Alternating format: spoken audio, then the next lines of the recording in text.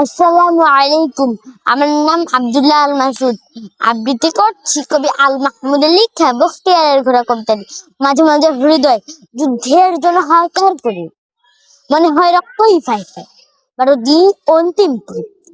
আমি তখন স্বপ্নের ভেতর জেহাদ জেহাদ বলে জেগে জেগে দেখি ওই শূন্যকে ঘিরে ফেলছে, যেন বালিশে মাথা রাখতে চায় না এ বালু, যেন ফিৎকারে উড়ে দেবে মশারি।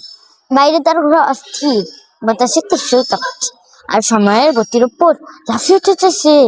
না, এখন সে শিশু না, তাকে ছেলে বোলানোর ছড়া শোনায়, বলে বালিশে মাথা রাখার তো বেটা, শোনো বখতিয়ারের ঘোড়া আসছে, আসছে আমাদের 17 জানুয়ারি, হাতে নাঙা তলোয়ার।